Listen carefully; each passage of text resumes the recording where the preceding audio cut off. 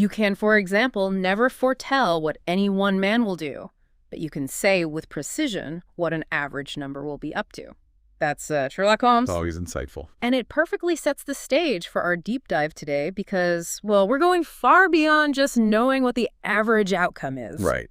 We're really trying to get to the heart of predicting what any one man will do, as Holmes put it. Exactly. We're diving into causal inference, and specifically heterogeneous treatment effects, often just called CATE. Mm-hmm. And exploring how machine learning and AI are just fundamentally changing how we understand these individual responses to interventions. It's a huge leap. A really big leap from just, calculating an average effect for everyone. Definitely. So our mission here is to give you a shortcut, really, to getting well-informed on this pretty cutting-edge area.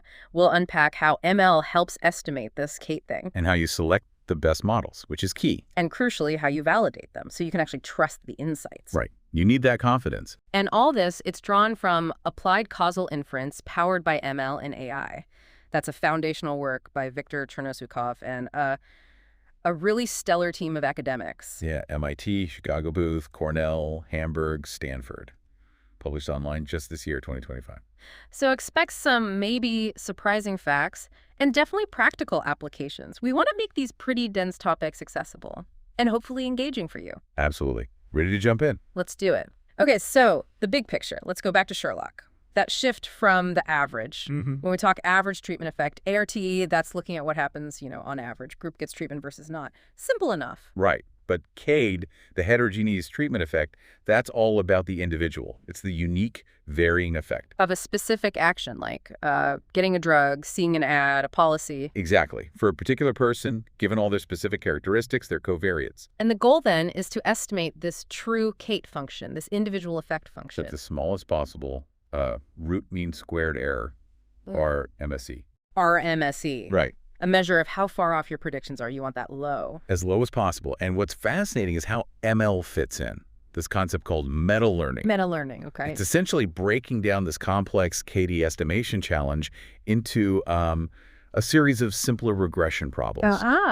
Okay, so you simplify it first. Right. And then you can use generic ML techniques, the source calls them almost black box oracles, to solve each of those simpler parts. So we're using ML as a kind of foundational tool here. Now let's navigate this landscape of meta-learners because, as you said, there's no one-size-fits-all solution. Definitely not. Let's start with maybe the more straightforward ones. First up, the S-learner, single learner. The S-learner is, quite intuitive. It uses just one single ML regression model. One model for everything. For everything. It predicts the outcome based on both the treatment status and all the other factors, the controls. Okay. Then, to get the CATE for an individual, it simply compares the predictions. What if they were treated versus if they were not treated? Yeah, simple comparison. But I feel like there's a but coming. Is there a potential pitfall there? There is, yeah. This method, because it uses one model, it can sometimes overly regularize the treatment variable. And overly regularize. Well, regularization is the model trying to simplify, right, to avoid fitting noise. But with the S-learner, this simplification can sometimes shrink a real, maybe small, but real treatment effect down towards zero. So it might miss subtle effects because it's focused on the bigger pattern. Exactly. It prioritizes other, maybe stronger patterns in the data. So you can get a biased estimate, especially if the treatment effect is kind of small but still important. Okay, that's a really clear catch. So if the S-learner has that specific weakness, what was the next step? How did researchers try to fix that? Well, that leads us directly to the T-learner. The two-learner. Two-learner. It makes sense. It directly addresses that potential bias of the S-learner. It fits two separate ML models. Okay, one for each group. Precisely. One model specifically for the treated group, learning their outcomes based on their characteristics, and another model just for the control group. Got it. The CATE estimate is then simply the difference between the predictions from these two distinct models. So you're not forcing one model to handle both situations. Right. It avoids that specific over-regularization issue. And it's generally, preferred over the S-learner if you have enough data in both your treatment and control groups.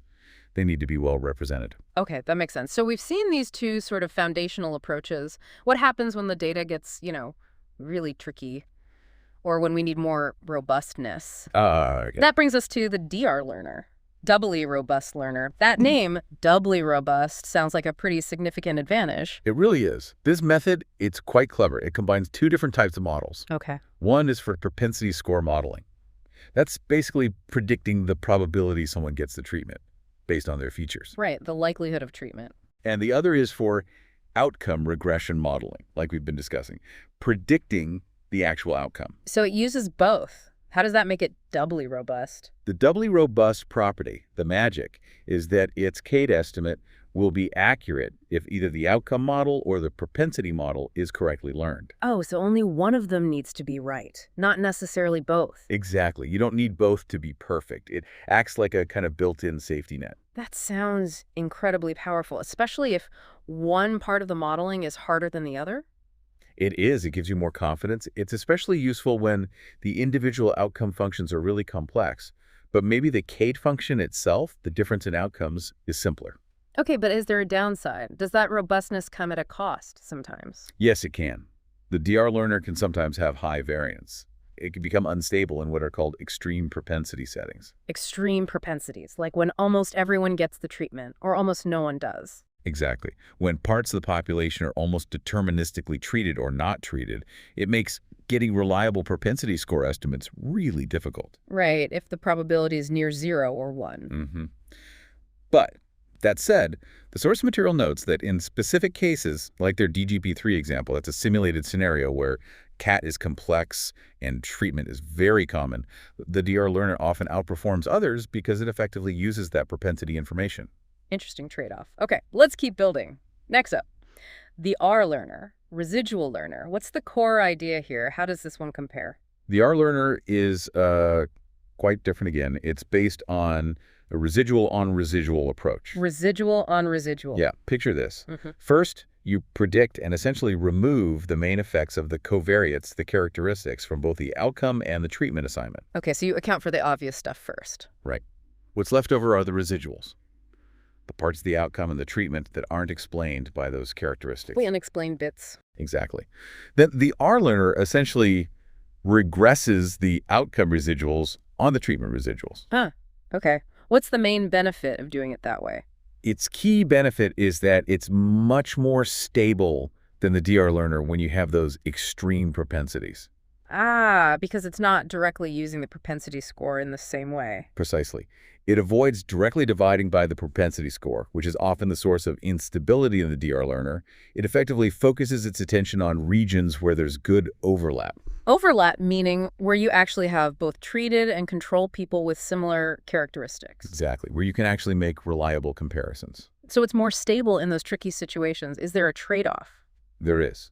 The trade-off is that, unlike some other meta learners, the R learner doesn't always converge to the best approximation of CATE across the entire population. Okay, so what does it converge to?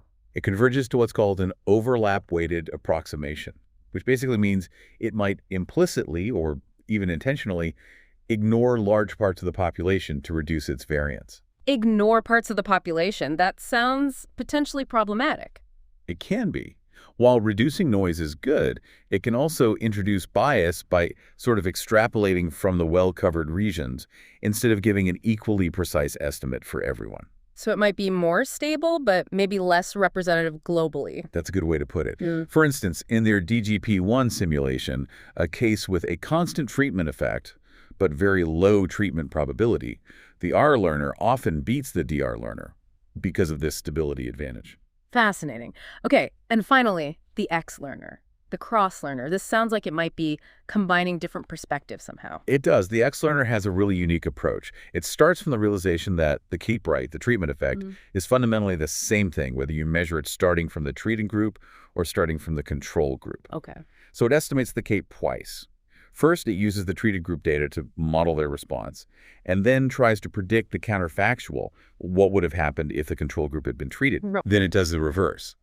Uses the control group data to model their response, and predicts the counterfactual for the treated group, what would have happened if they hadn't been treated. So it's estimating the effect from both sides. Then what? Then it cleverly combines these two different estimates. It uses propensity scores to weight them, essentially giving more importance to the estimate that's likely more reliable in different parts of the data. That sounds quite sophisticated. When does this approach really shine? It offers substantial benefits when two conditions hold. First, the CATE function itself is much simpler than the individual outcome functions.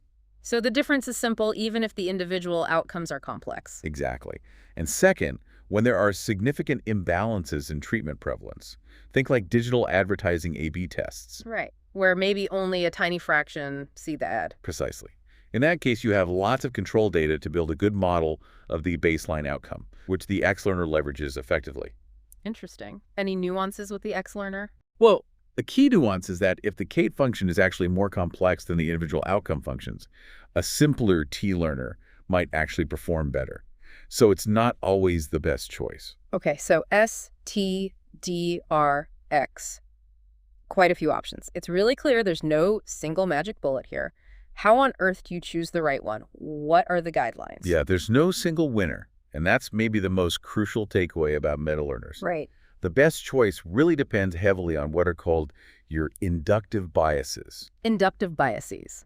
Basically, your informed assumptions about the data you're working with. Like, is the effect simple? Is the treatment common? That sort of thing. Exactly, your assumptions about the underlying structure.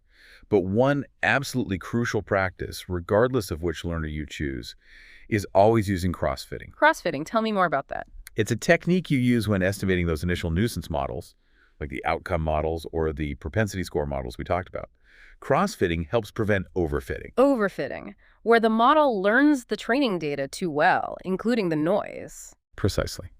Cross-fitting ensures your nuisance predictions for any given data point are made by a model that wasn't trained on that specific point. It makes the whole process much more robust and reliable. Essential practice, then.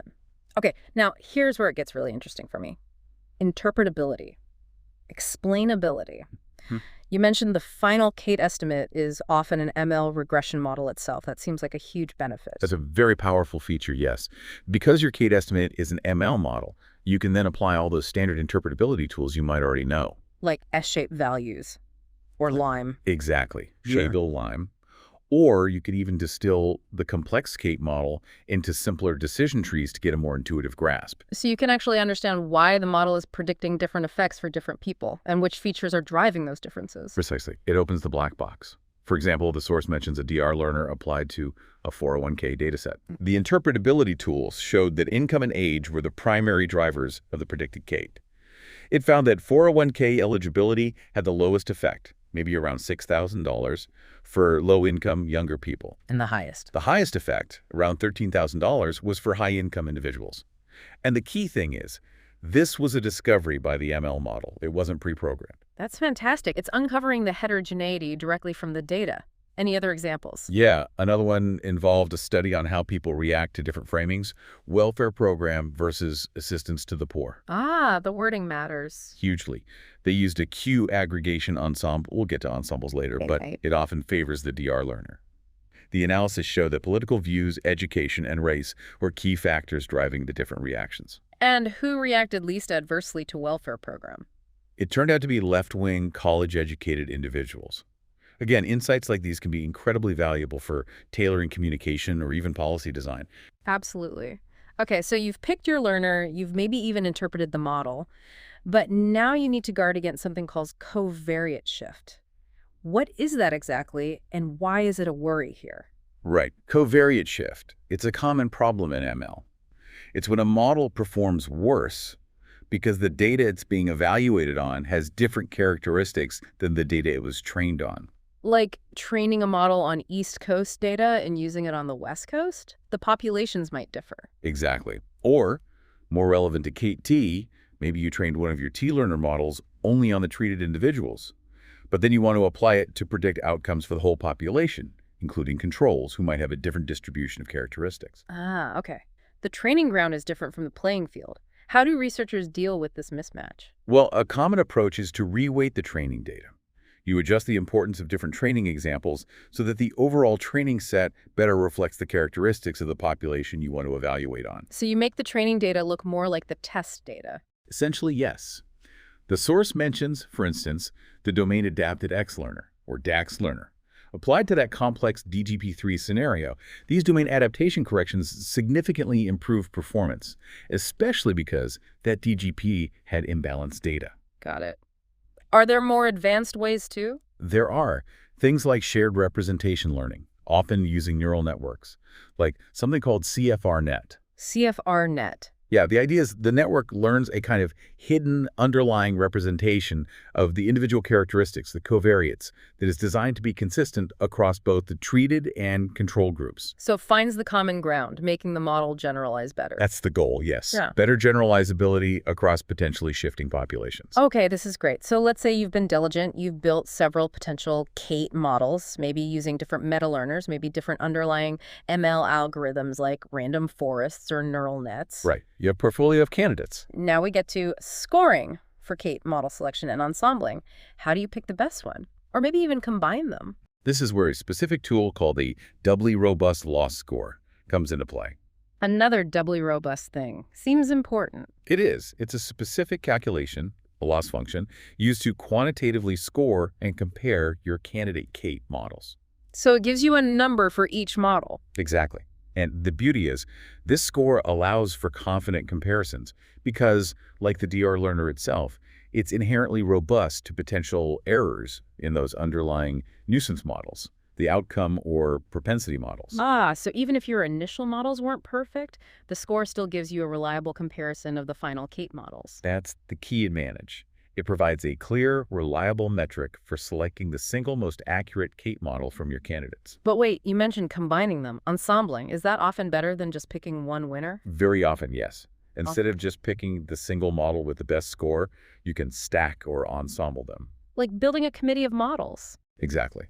Typically, it involves taking a weighted, linear combination of the predictions from multiple models.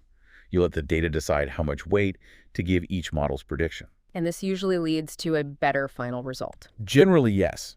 The ensemble is often more robust and performs better than any single model on its own. It smooths out the weaknesses of individual models. Are there specific ways to do this ensembling?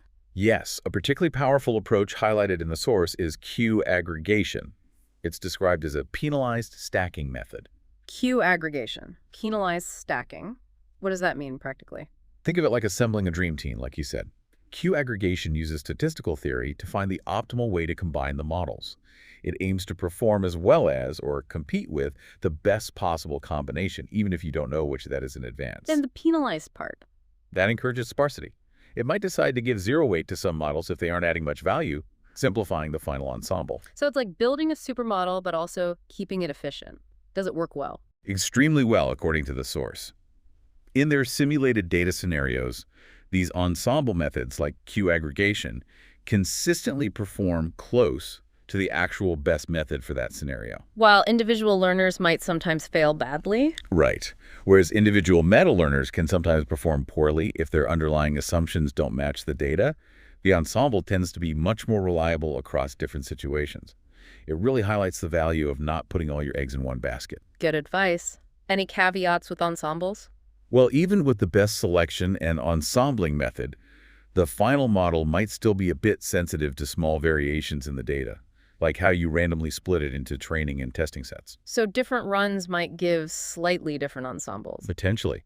That's why performing sensitivity checks is a good idea. Like, run the whole pipeline multiple times with different random seeds and see how much the resulting model or its predictions vary. It gives you a sense of stability. Okay, stability checks. Got it. Now let's say you've done all that. You've got your champion CATE model, maybe that powerful Q aggregation ensemble. You feel good about it. But how do you really trust the insights before you, say, deploy a policy based on it? This brings us to CATE model validation, the critical final step, right? Absolutely critical. This is where you use a completely separate test set data the model has never seen during training or selection to formally assess its quality and usefulness. And how do you do that? What's the first check? The first method discussed is a heterogeneity test. Okay. The idea is you run a standard OLS regression, ordinary least squares. Standard statistics. Right. And you regress something called doubly robust pseudo-outcomes onto your chosen CATE model's predictions from the test set. Doubly robust pseudo-outcomes. Sounds complex. What are they intuitively? Think of them as cleverly transformed outcome values. They are constructed in a way that accounts for both the outcome and the propensity, again using that doubly robust principle. It lets us turn the causal validation problem into a more standard regression setup. Okay, so you regress these special outcomes on your model's predictions. What are you looking for in that regression? What's the signal? You look at the coefficient on your CATE model's predictions. If that coefficient is statistically significantly different from 0, and ideally close to 1. Close to 1. Why 1? Because if the coefficient is 1, it suggests that a 1-unit increase in your predicted CATE corresponds, on average, to a 1-unit increase in the actual pseudo-outcome difference. It means your predictions are tracking the real heterogeneity well. Ah, okay. So significant and close to 1 validates that your model has captured meaningful signal. It's not just noise? Exactly. The source mentions that for both the 401k example and the welfare experiment, this test showed their ensemble models carried significant information on heterogeneity. The coefficients they found statistically included the ideal value of 1. That's strong validation. What's the next check? Calibration. Yes, the calibration check. This is really important for practical use. Okay. A good CATE model should be calibrated. This means simply that if your model predicts a certain average treatment effect, for a group of people, say, it predicts an effect of $100 for everyone in Group A, then the actual average treatment effect for the people in Group A should indeed be close to $100. The prediction should match reality, on average, for groups with similar predictions. Makes sense. How do you check that? You typically divide your test data into groups based on the quantiles of your CATE model's predictions, like the 25% with the lowest predicted CATE, the next 25%, and so on. Grouping by predicted effect. Right. Then, for each group, you compare the average predicted CATE within that group to the average actual CATE, which you estimate for that group using, again, the doubly robust method. And you hope they line up. You hope they line up, or at least show a clear trend. The welfare experiment example showed good calibration. There were statistically significant differences in the actual estimated K between the bottom quartile, lowest predicted effect, and the top quartile, highest predicted effect. So the model correctly distinguished groups that really did have different average responses. Exactly. It proves the model isn't just spitting out numbers, it's meaningfully sorting people based on their likely response. And you can take it further. Ow. You can then look inside those calibrated groups. What are the average characteristics, the average covariates of people in the lowest CATE quartile versus the highest? Ah, so you can understand who these groups are. Precisely. In the welfare example, they found the groups differed significantly on things like hours worked, income, age, political views, education. It helps you interpret what kind of heterogeneity the model has found. That adds a lot of richness. Okay, heterogeneity test, calibration check. What else for validation? You mentioned uplift curves. Yes, finally, uplift curves, specifically TOC and QI&I curves. These get directly at the practical utility of the model. Utility for what? For prioritizing or stratifying who should receive a treatment, especially if resources are limited or you want to target the intervention most effectively. Okay, like deciding who gets a marketing offer. Exactly. These curves show how much uplift, meaning improvement in the outcome you actually get, by treating individuals based on their predicted CATE, compared to just treating a random group of the same size. I see. So what's the difference between TOC and QI&I? The TOC curve, that's treatment operating characteristic, it measures the improvement in the average effect among the CATE, treated as you treat progressively larger fractions of the population, starting with those with the highest predicted CATE gain. Average effect. Okay. And QI&I? The QI&I, that's Q statistic for incremental impact, it measures the improvement in the total effect for the treated population. So average effect times the number treated. Total impact. Got it. So for both curves, what's the signal you're looking for? How do you know your CATE model is actually useful for targeting? You want to see these curves lying significantly above the 0 line, or above the line you'd get from random targeting, even when you account for statistical uncertainty using confidence bands. If the curve is clearly above 0, it means your CATE model has detected statistically significant heterogeneity that can actually be leveraged for better targeting. You get more bang for your buck by following the model's recommendations. Any examples here? Yes. The source describes a digital advertising A/B test. Both the TOC and QI&I curves calculated from their CATE model were well above 0. Meaning the model held, and I quote, significant information that is valuable for better ad targeting. For instance, they estimated that treating just the top 15% based on predicted CATE could yield a total effect 0.005 larger than treating a random 15%. That might sound small, but in advertising, those margins matter. Absolutely. shows tangible, measurable value derived from the model. Fantastic. Okay, so it's clear that estimating CATE is incredibly powerful. But you hinted earlier, it's often a means to an end. The ultimate goal, frequently, is to learn an optimal personalized treatment policy. That's often the next frontier, yes, policy learning. CATE estimation is a crucial input, but the goal shifts to deciding what to do for each individual based on their predicted CATE. And how do you learn that policy? Is it just treat if CATE is positive? That's the simplest version. More generally, learning a good policy often boils down to what's called a cost-sensitive classification problem. Cost-sensitive classification. Yeah, you're essentially trying to predict whether the CATE is positive or negative, but you weight the importance of getting it right by the magnitude of the predicted CATE.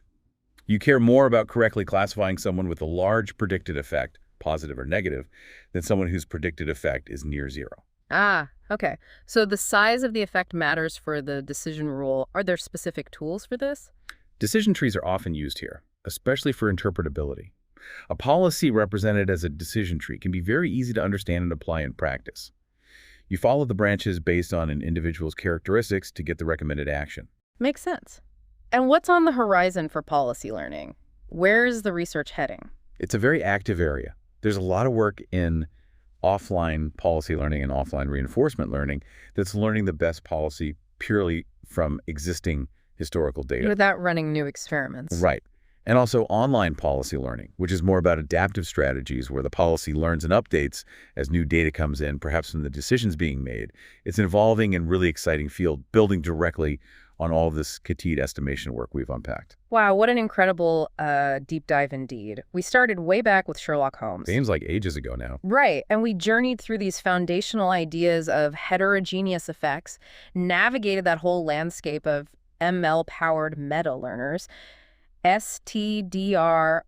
Each with its own strengths and weaknesses. Exactly. And then got into the really crucial steps of model selection, using those scores, the power of ensembling like Q aggregation. And finally, the rigorous validation. Heterogeneity tests, calibration, uplift curves. Absolutely essential for building trust. Couldn't agree more. I think the real aha moment here, for me at least, is just the sheer power of these advanced techniques, moving so far beyond simple averages. Yeah, to reveal these nuanced, individual-level insights that you would completely miss otherwise. It's really about truly understanding how different people respond differently, which enables, well, potentially much more precise and effective decisions. That's the promise, definitely. And this brings us to a final thought, something for you, our listener, to consider.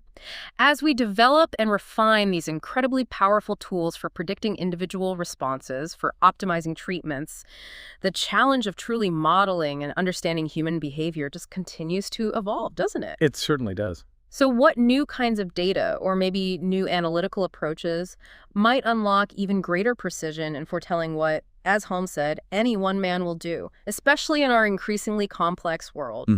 What's the next barrier? Yeah, what remains the biggest hurdle in getting us even closer to that ideal, truly individualized understanding? Something to definitely think about as this fascinating field continues to race forward.